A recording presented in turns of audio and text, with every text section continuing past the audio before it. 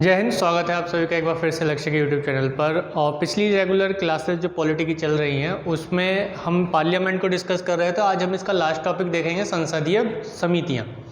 देखिए, पिछली कुछ जो क्लासेस है कुछ आवश्यक कार्यों में मैं संलग्न रहा और उन कार्यों को पूरा करने की वजह से ये कुछ दिन जो है क्लासेस नहीं हो पाई, लेकिन अब रेगुलर हम कंटिन्यू करेंगे कि अब आपको पर्यावरण से रिलेटेड जो क्लास है वो भी आपको अब उपलब्ध हो जाएगी।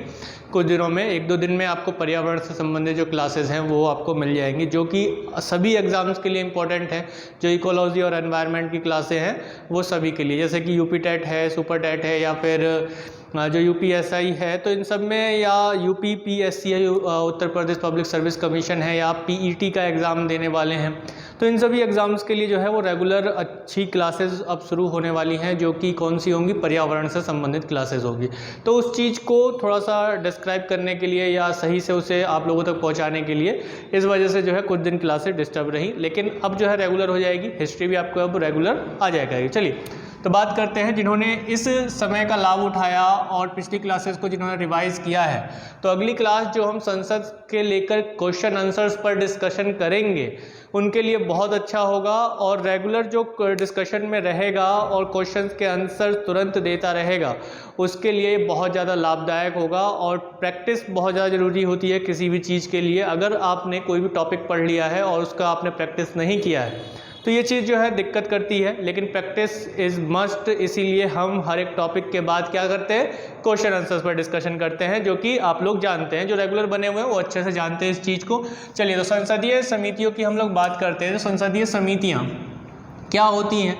देखिए, हमारा जो संसद है, संविधान में हमारे संसद की बात की गई, एक पार्लियामेंट है जहाँ पर क्या बनता है, कानून बनता है। तो संसद जो है हमारी एक काफ़ी बड़ी निकाय है, बहुत बड़ा निकाय है, एक बड़ी बॉडी है, एक अत्यंत बृहद निकाय कह सकते हैं।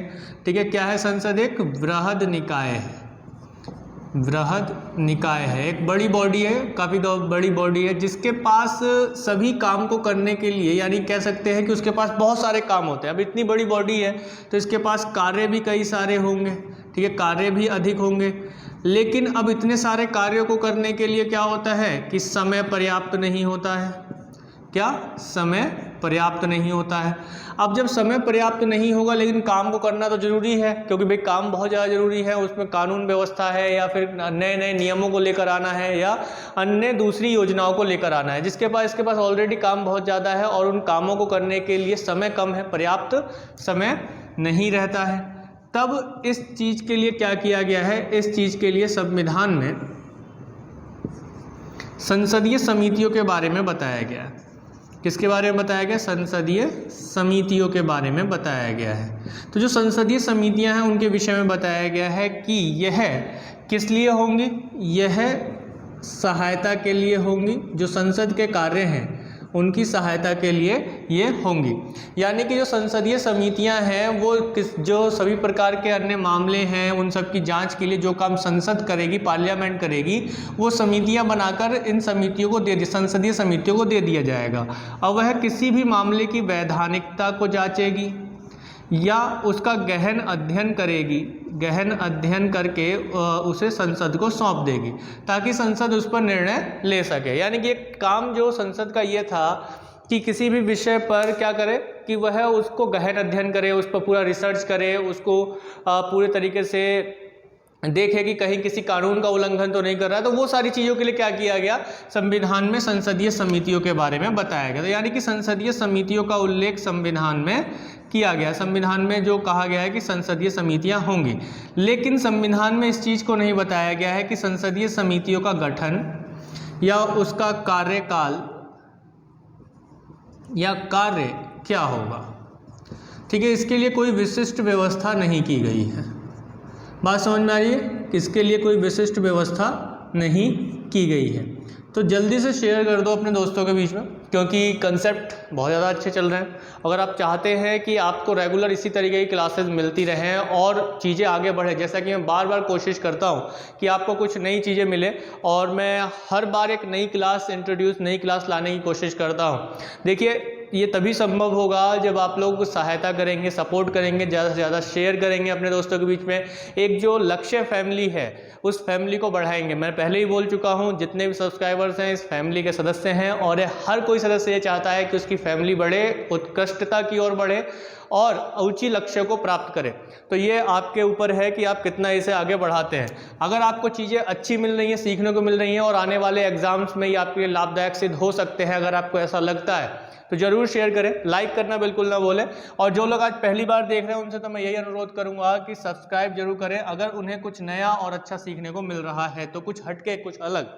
ठीक है, तो हम इस चीज़ को देखते हैं कि संविधान में इसके लिए कुछ विशिष्ट व्यवस्था या उपबंध नहीं की गई है कि गठन कैसे किया जाएगा, कार्यकाल कैसे किया जाएगा और इसका कार्य क्या होगा।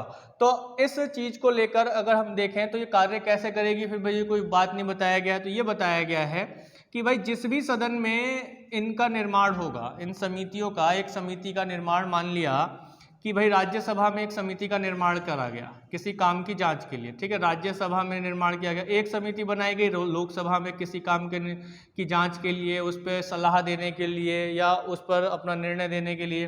तो क्या होगा कि इन दोनों सदनों के जो कार्य के नियम हैं, दोनों सदनों के, कौन से दोनों सदन, कौन कौन से, लोकसभा और राज्यसभा सदनों, जिस भी सदन में वो संसदीय समिति बनाई गई है, अलग अलग बनाई जाएगी अलग अलग सदनों में, तो उनके नियमों के अनुसार कैसे होगा, उनके नियमों के अनुसार कैसे होगा बच्चे, उसके नियमों के अनुसार होगा।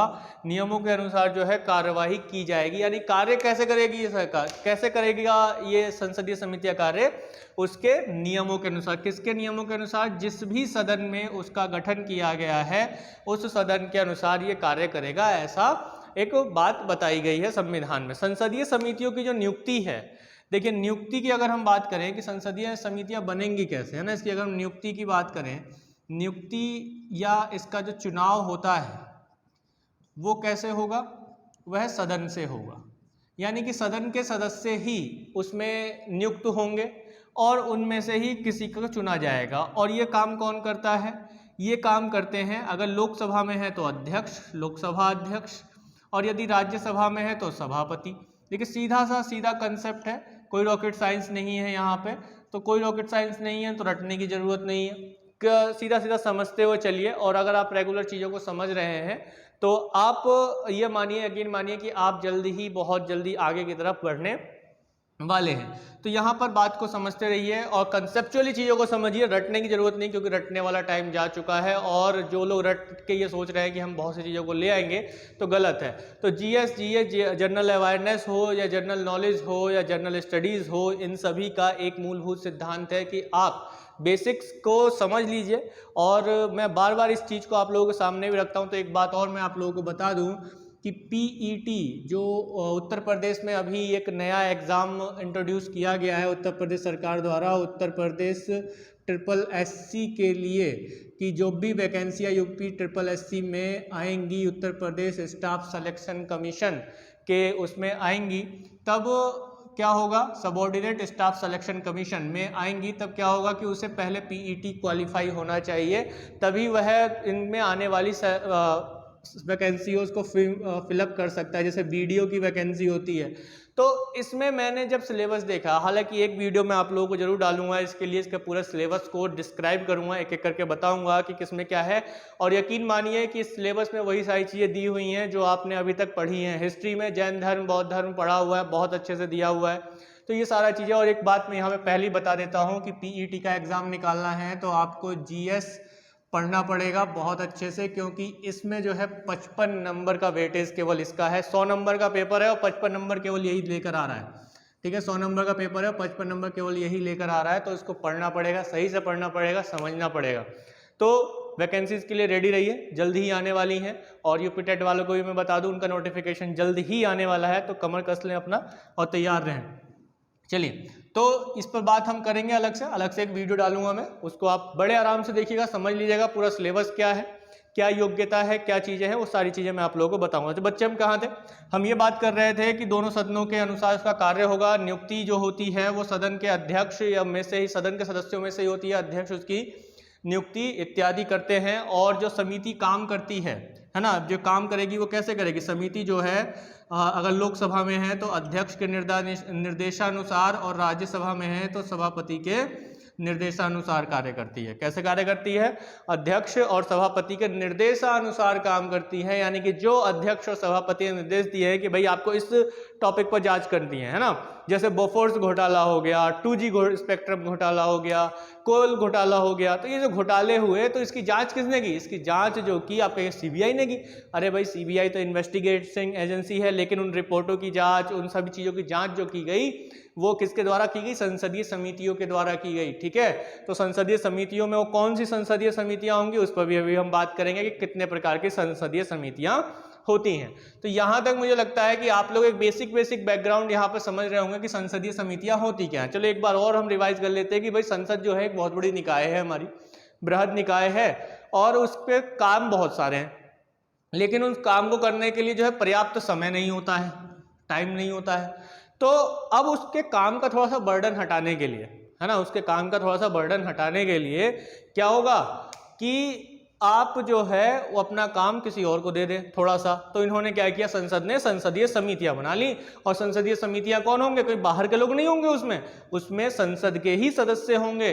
तो सीधी सी बात है, जब संसद के सदस्य उस पर जांच कर रहे हैं, उसको तैयार कर रहे हैं, जिनको अध्यक्ष सभापति द्वारा नियुक्त किया जा रहा है, उनके निर्देशानुसार काम कर रहे हैं, तो सीधी सी बात है कि संसद ने ही एक तरीके से उस पर अपना काम किया है और उस रिपोर्ट को सदन में रखा जाता है, फिर उस पर चर्चा की जाती है। तो ये चीज़ यानी कि एक टाइम बच जाता है। अब इस तरीके से ले लीजिए जैसे कि भाई अब मुझे एक तरीके से लगना पड़ता है, रिकॉर्डिंग करो, एडिटिंग करो, सारा चीज़, तो मैं अकेले ही, तो मेरे पास टाइम कम बचता है, मेरे पास काम बहुत ज़्यादा है, समय थोड़ा कम है।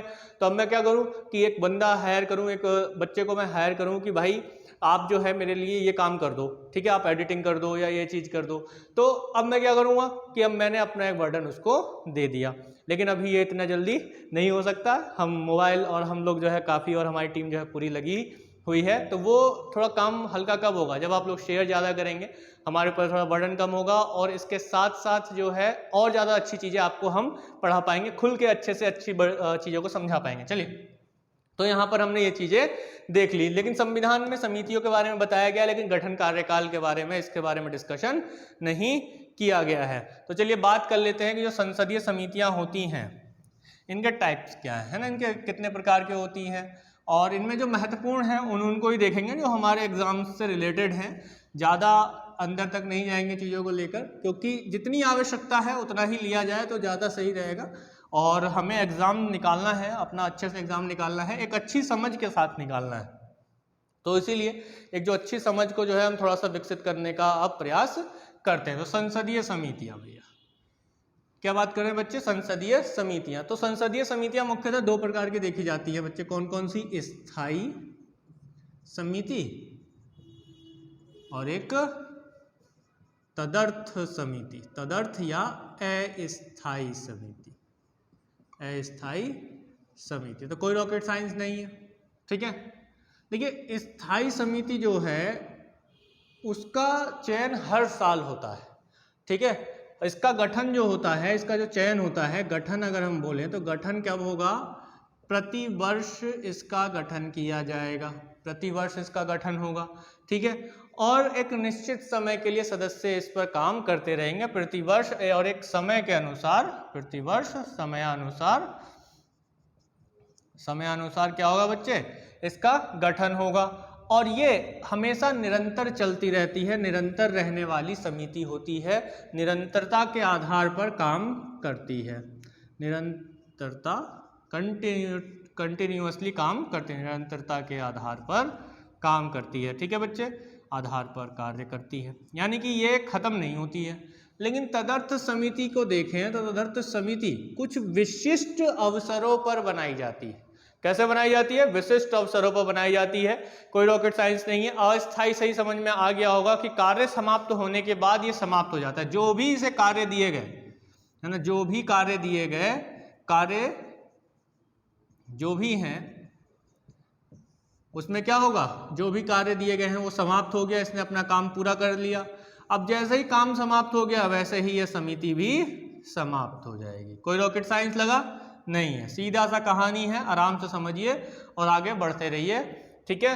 और अगली क्लास जो हमारी किसकी होगी, क्वेश्चन आंसर्स की होगी, जो कि संसद से रिलेटेड है, पार्लियामेंट से रिलेटेड है। इतना बड़ा टॉपिक है पूरा संसद, तो उस संसद को पूरा रिवाइज कर लेना एक बार। जिसने नोट्स बनाए हैं उनको रिवाइज करने में बड़ा ही आसानी होगा। जिन्होंने अभी तक नहीं बनाया है तो पार्लियामेंट के शुरू से लेकर अब तक सारी क्लासें देख लो और नोट्स बनाने तैयार कर दो, क्योंकि सारी चीज़ें आपको आराम से इससे एग्जाम्स में मिलने वाली हैं। और यहाँ तो हम प्रैक्टिस करेंगे ही। और मैं सबसे यही कहूँगा कि कमेंट में आंसर सबके आने चाहिए, एक के बाद एक करके, कोई भी नहीं छूटना चाहिए। तो यहाँ पर अब हम देखते हैं कि समाप्त हो जाता है किसके बाद, काम के बाद। तो तदर्थ समितियां जो होती हैं ये भी दो प्रकार की होती हैं, एक जांच समिति और एक सलाहकार समिति। कौन कौन सी समिति, एक जांच समिति और एक सलाहकार समिति। जांच समिति और बच्चे दूसरी कौन, सलाहकारी समिति। कोई रॉकेट साइंस नहीं है, ठीक है। कोई बात मंगल ग्रह की तो नहीं लग रही, नहीं लग रही होगी, ठीक है। अगर लग भी रही है तो क्या कर सकते हैं, फिर एलियन हो, ठीक है, पृथ्वीवासी नहीं हो।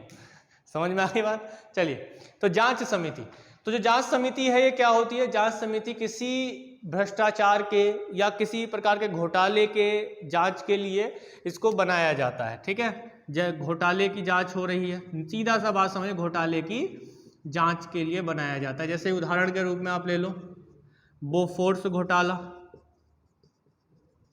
है ना, काफी प्रसिद्ध घोटाला था बोफोर्स घोटाला। और इसके साथ साथ स्टॉक मार्केट घोटाला है, या फिर कोल घोटाला है, 2G स्पेक्ट्रम घोटाला है ना, ऐसे सभी घोटाले हो सकते हैं। तो इनके लिए अगर सरकार को लगता है कि संसदीय समिति इसकी जांच करे, जो उसका संबंध सरकार से होता है, तो यहाँ पर उसके लिए जांच समिति बनाई जाती है। और जांच समिति कैसी होती है, अस्थायी तदर्थ समिति होती है। जांच समिति का क्या काम होगा, उसने जांच करके, मान लिया बोफोर्स घोटाला था, बोफोर्स घोटाले की जांच की और उसने क्या कर दिया, अपना प्रतिवेदन भाई प्रतिवेदन बड़ा हैवी हिंदी बोल दिया मैंने, है ना। कई लोग कह रहे हैं प्रतिवेदन क्या, तो प्रतिवेदन मतलब रिपोर्ट, ठीक है। तो अपनी रिपोर्ट वो संसद को सौंप देता है। तो इसी, और उसके बाद क्या हो जाएगा, काम खत्म हो गया, उसका जांच करने का काम था, काम खत्म हो गया। और फिर क्या होगा, ये जो जांच कमेटी थी बोफोर्स घोटाले वाली, वो अब क्या हो जाएगी, समाप्त हो जाएगी। बात समझ में आ गई। ऐसे ही सलाहकारी समिति है। सलाहकारी समिति क्या होगी, किसी भी विषय पर क्या करने के लिए, सलाह देने के लिए। कैसे, कोई भी कानूनी सलाह देना हो, कोई कानून ऐसा बन रहा हो जिस पर जो है सलाह नहीं मिल पा रही है, कोई विधि के आधार पर किसी तरीके का कोई कार्य किया जा रहा है, तो किसी विधेयक पर सलाह देना हो, कानूनी सलाह देना हो, ठीक है। तो यहां आप लिख सकते हैं आराम से, किसी विधेयक पर सलाह देने के लिए, किसी विधेयक पर सलाह देने के लिए।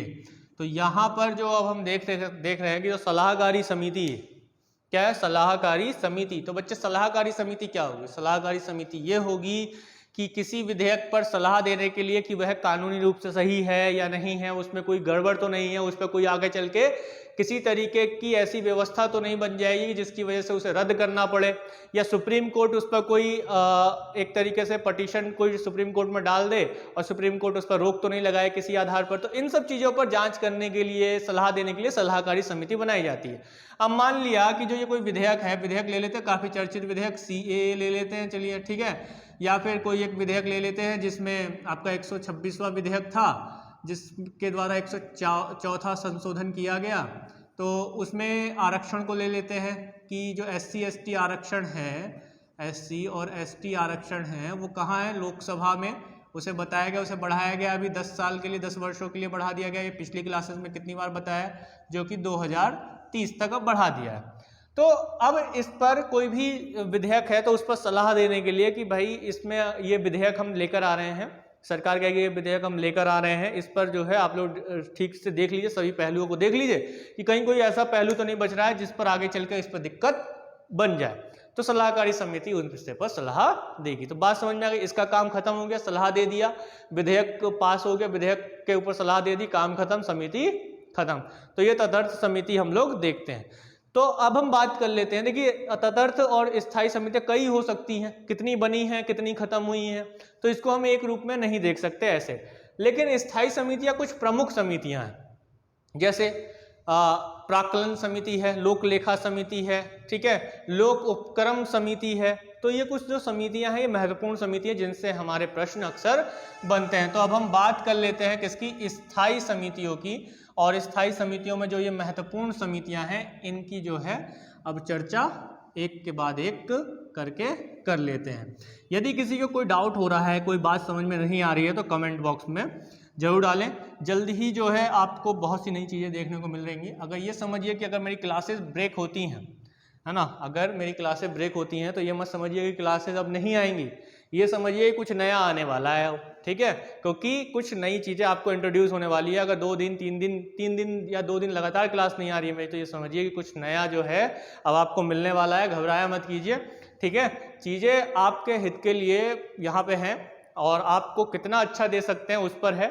बस ये है कि आप कितना शेयर कर सकते हैं हमारी मेहनत को, वो आपके ऊपर डिपेंड करता है। चलिए, तो कुछ सीख पा रहे हैं, है ना, गुरु के रूप में मान रहे हैं तो गुरु दक्षिणा तो देनी पड़ेगी भाई। गुरु दक्षिणा कोई बड़ी दक्षिणा नहीं मांग रहा हूँ। शेयर कर दो अपने दोस्तों में, सब्सक्रिप्शन सब नंबर बढ़ा दो, जितने आसपास के आपके दोस्त हैं उन सभी को जोड़ लो कि भाई एक ऐसा भी प्लेटफॉर्म है जहाँ पर हमें डिटेल में पढ़ाया जा रहा है, समझाया जा रहा है। चाहे आप कोई सा भी एग्जाम हो उसमें आप इस जीएस को उठा के देख लेना, पॉलिटी को उठा के लेना, हिस्ट्री जो अभी तक मैंने पढ़ाई उसको देख लेना, अभी पर्यावरण की क्लास शुरू हो जाएगी तो उसको देख लेना। उनसे बाहर चीज़ें मुश्किल ही जाती हैं और मुश्किल ही जाएंगी। फैक्चुअल चीज़ों पर क्लासेस भी जल्दी शुरू होंगी। जो 1 लाइनर क्वेश्चन आंसर हैं उसके लिए प्रैक्टिस सेशन भी जल्दी ही शुरू करेंगे। ये सारी चीज़ें सारी प्लान में कर चुका हूँ, लेकिन बस ज़रूरत है आपके द्वारा बनाए गए एक प्रॉपर भीड़ की, बहुत से कैंडिडेट्स की। तो शेयर करिए जल्दी से। तो स्थायी समितियों की बात कर लेते हैं भाई। स्थायी समितियाँ जिसमें मुख्य रूप से हम कुछ समितियों की बात करेंगे।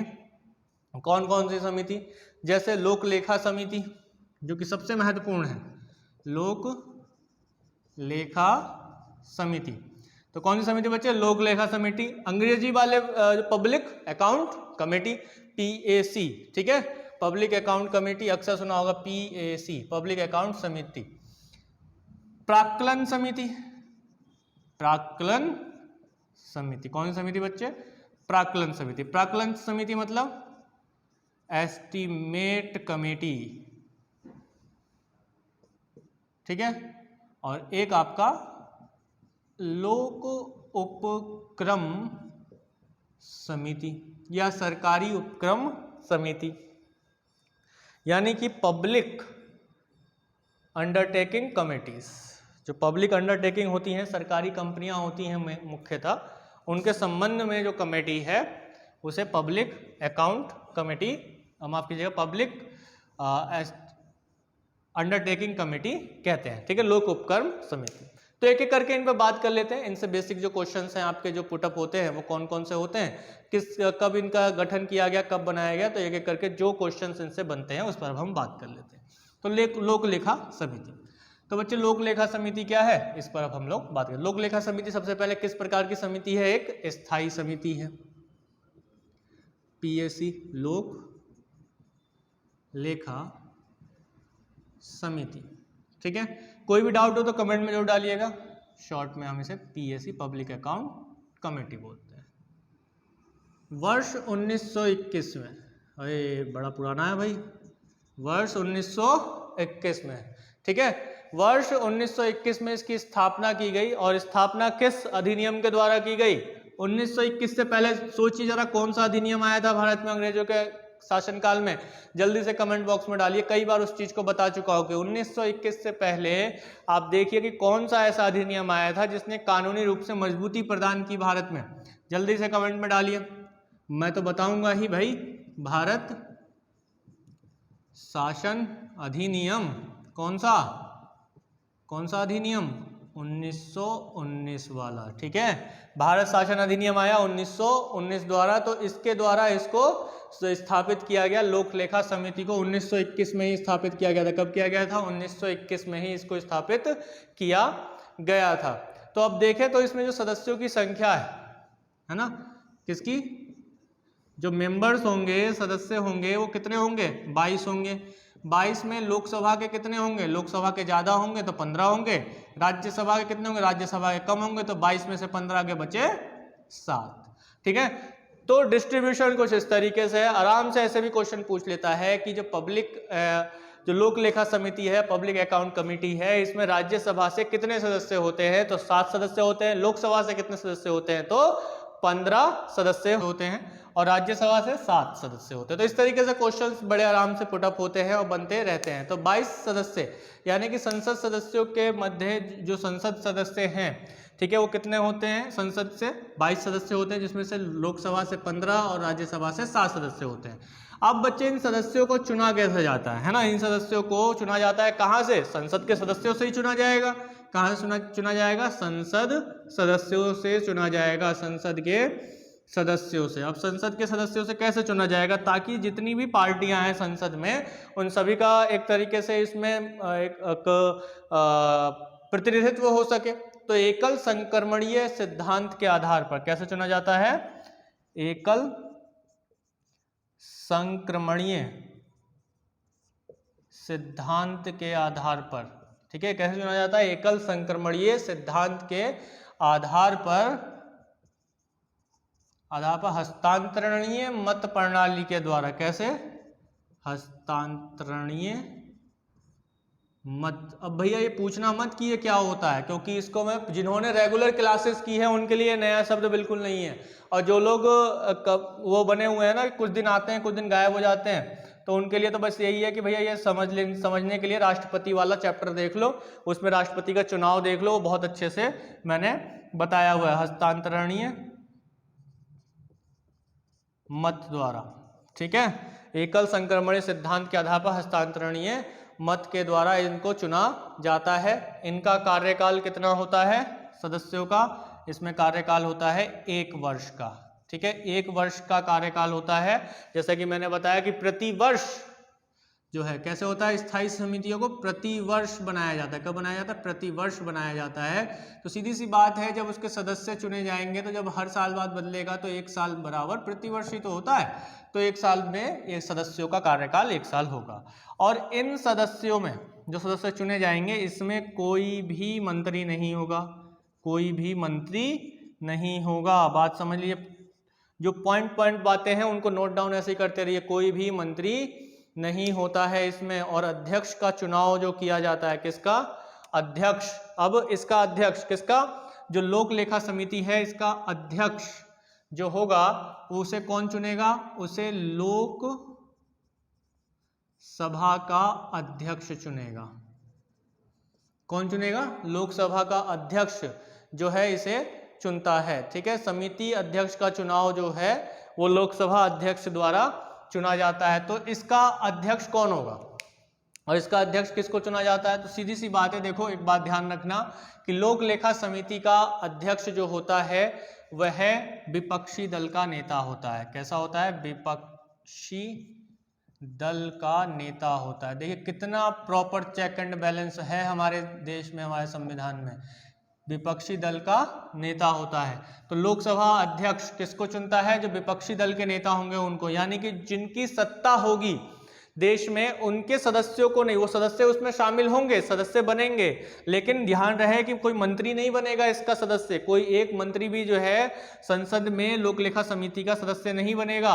और इसका जो अध्यक्ष होगा लोक लेखा समिति का, कौन होगा? विपक्षी दल का नेता होगा। और उसको अध्यक्ष की नियुक्ति कौन करेगा? लोकसभा अध्यक्ष करेगा। कौन करेगा? लोकसभा अध्यक्ष करेगा। तो इस बात को ध्यान रखना है। तो अब यहाँ पे बात कर लेते हैं कि इसका काम क्या होता है। पीएससी का जो कार्य है वो क्या है? जो पीएससी है इसका कार्य क्या है? इसका कार्य है बच्चे कि जब कैग, कौन? सीएजी, कैग के बारे में जानते हैं, ऑडिटर जनरल, ऑडिट करता है। नियंत्रक एवं महालेखा परीक्षक, नियंत्रक एवं महालेखा जो परीक्षक है ये अपनी वार्षिक रिपोर्ट है ना, ऑडिट करके क्या करता है? अपनी एनुअल रिपोर्ट, वार्षिक रिपोर्ट यानी प्रतिवेदन किसको देता है? राष्ट्रपति को। और राष्ट्रपति के माध्यम से ये कहाँ जाता है? पीएससी को जाता है। राष्ट्रपति संसद के समक्ष रखता है तो उसकी ये वार्षिक जांच करता है। किसकी? सीएजी के रिपोर्ट की ये वार्षिक जांच करता है और फिर राष्ट्रपति उसे संसद के पटल पर रखते हैं। बात समझ में आ गई? पीएससी का काम क्या है? कैग द्वारा दी गई, सिंपल भाषा में कैग द्वारा दी गई वार्षिक रिपोर्ट की जांच करना, जिसे राष्ट्रपति कहाँ रखेंगे, संसद के पटल पर रखते हैं। ठीक है, तो बात क्लियर हो गई, बात यहां तक समझ में आ जानी चाहिए, कोई रॉकेट साइंस यहां पर नहीं है। इसके बाद अब हम लोग बात करेंगे जल्द ही किस पर, अगली स्थायी समिति पर, जो कि है आपकी प्राक्कलन समिति। यहां तक कोई डाउट हो तो कमेंट में जरूर डालिएगा। देखिए कुछ भी नहीं है इसमें, आप एक सीक्वेंस में एक चीज़ों को लेकर समझेंगे तो अपने आप ही याद हो जाएगा। और कंपैरिजन कीजिएगा, अभी जो तीनों में स्थायी समिति आपको बताने वाला हूँ, समझाने वाला हूँ, इसमें एक तो मैंने आपको बता ही दिया, अब दूसरी जो है इनमें कंपैरिजन कीजिएगा। कंपैरिजन करते ही आपको जो है अच्छे से याद हो जाएगा, रटने की जरूरत बिल्कुल भी नहीं है। प्राक्कलन समिति, अब जो स्थायी समिति है एक अपनी कौन सी,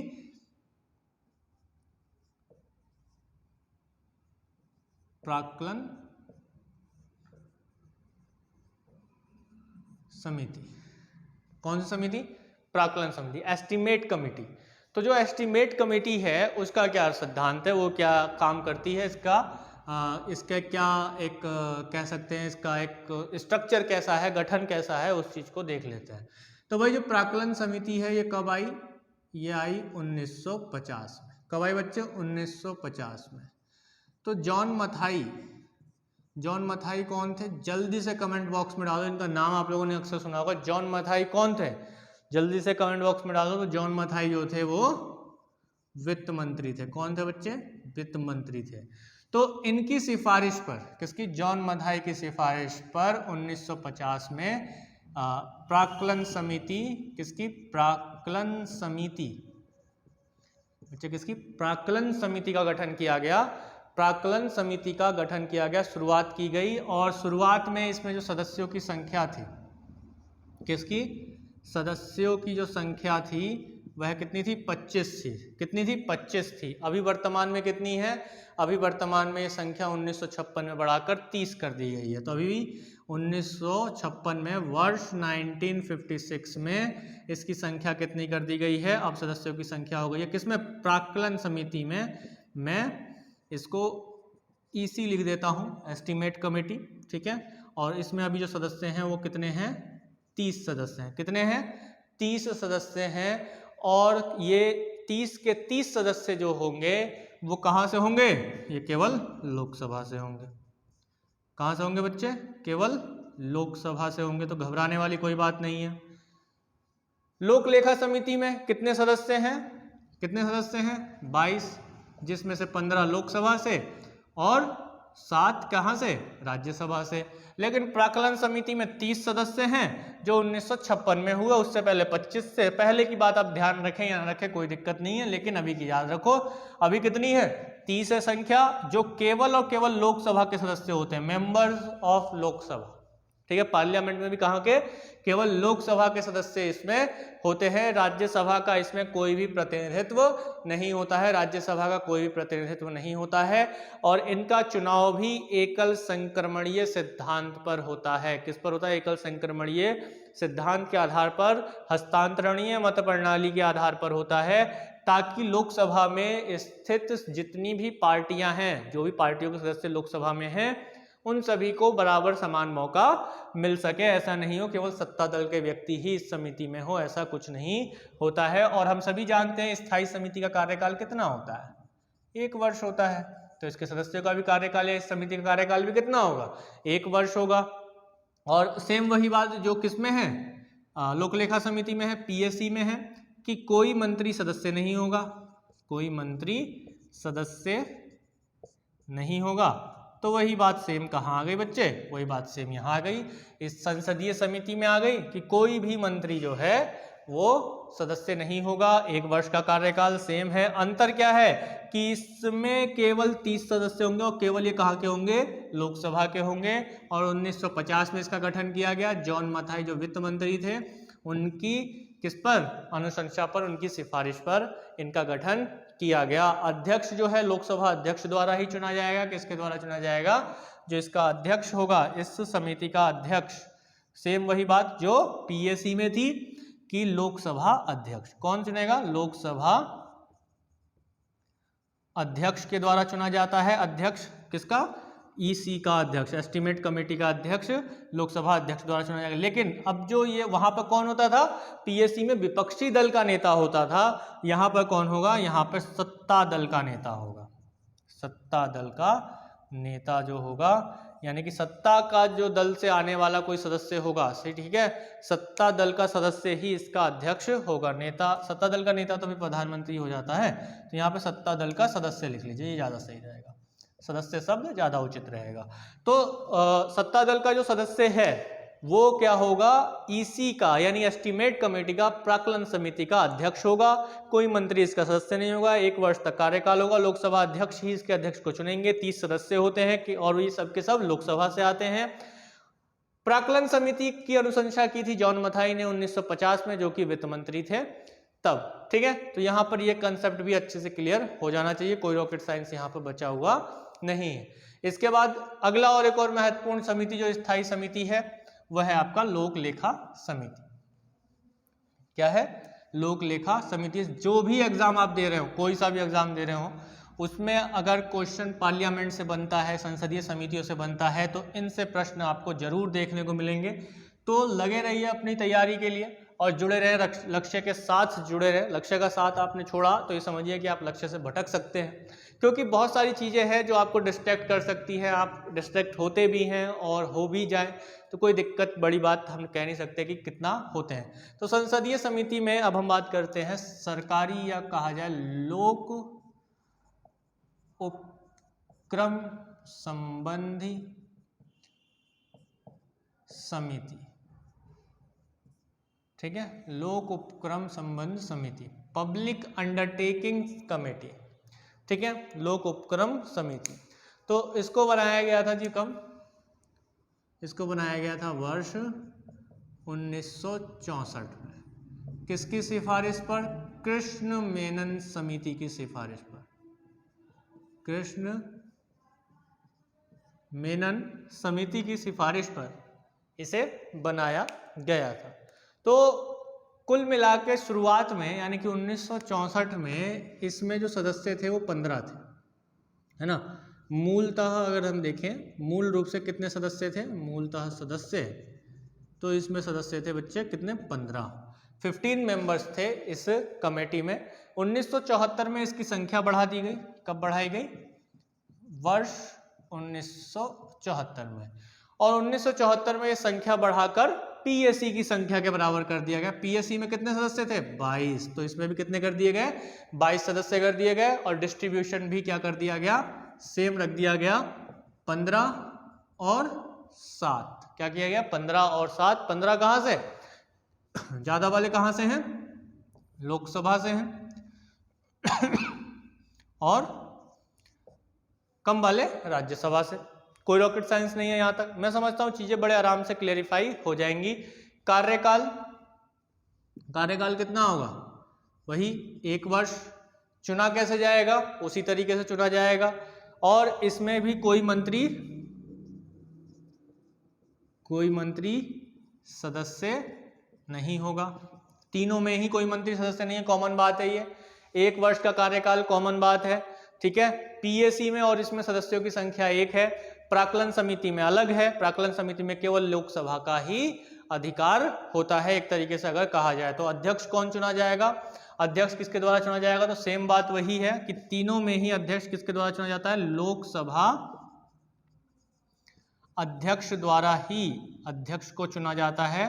किसके, समितियों के, स्थायी समितियों के। कुल मिलाकर कह सकते हैं जो 3 ये प्रमुख स्थायी समितियां मैंने आपको बताई हैं, इनमें जो अध्यक्ष चुनेगा वो लोकसभा अध्यक्ष ही चुनेगा। और इसका जो सदस्य होगा केवल लोकसभा से होगा। किससे होगा, केवल लोकसभा से होगा, लोकसभा से होगा, यानी कि लोकसभा सदस्य होगा। अब बात को समझिए। पहला जो मैंने बताया आपको पीएससी में जो अध्यक्ष होगा वो कौन होगा, विपक्ष का नेता होगा। अंतर समझ लीजिए, अपने आप याद हो जाएगा, रटने की जरूरत नहीं है।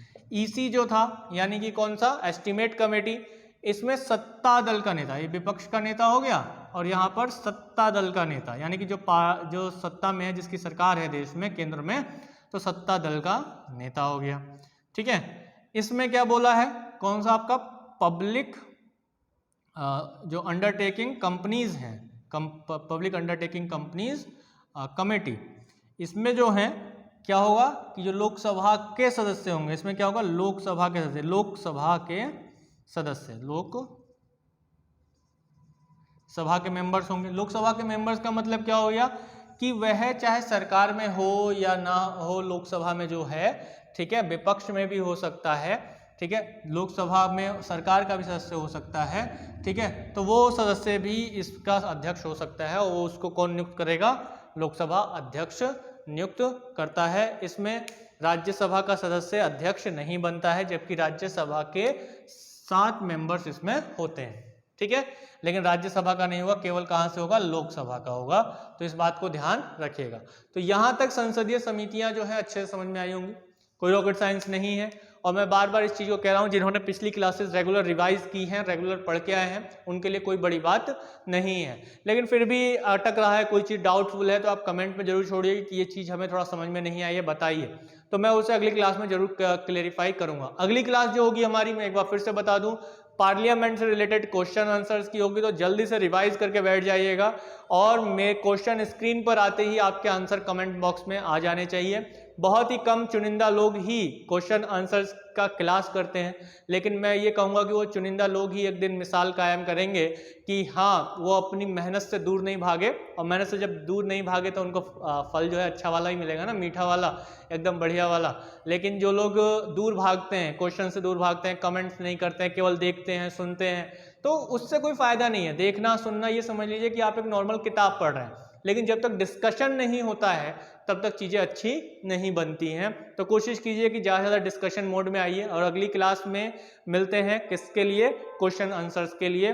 तो अब जल्दी ही और क्लासेस शुरू हो जाएंगी आप लोगों की, कोशिश की जा रही है कि हिंदी की भी जल्दी से जल्द शुरू हो, लेकिन अभी फिलहाल पर्यावरण से रिलेटेड जो भी कंसेप्ट्स हैं, कंसेप्चुअल कंसेप्ट्स हैं, वो आपको जल्द ही मिल जाएगा, आपकी स्क्रीन पर आएगा, और आप उसे शेयर कर दिए जल्दी से जल्दी, अपने दोस्तों में भी शेयर कीजिए। यूपीटेट, सुपरटेट, सीटेट जो भी क्लासेस हैं, या यूपीएसआई है, यूपी-SSC है, उसको लेकर भी क्वेश्चन इससे बड़े आराम से पुटअप होंगे। कोई आप अलग अलग रख के मत पढ़िए चीज़ों को, मैं बार बार इस चीज़ को बोलता हूँ। अक्सर लोगों के दिमाग में ये बात होती है, अरे इसका तो वाइड है बहुत ज़्यादा, कितना पढ़ेंगे, पढ़ने की जरूरत नहीं, चीज़ों को समझ लीजिए एक बार, सारी चीज़ें क्लियर हो जाएगी। करंट अफेयर्स पर जो हाथ पकड़ बना के रखिए, क्योंकि करंट अफेयर्स से रिलेटेड क्वेश्चंस आपको जरूर मिलेंगे। डेली करंट अफेयर्स जो आपको मिल रही है, उसको आप रेगुलर कमांड बना के रखिए, रेगुलर देखिए डेली करंट अफेयर्स को, नोट्स तैयार कीजिए, और करंट अफेयर्स से क्वेश्चंस तो 100% आपको मिलेंगे ही।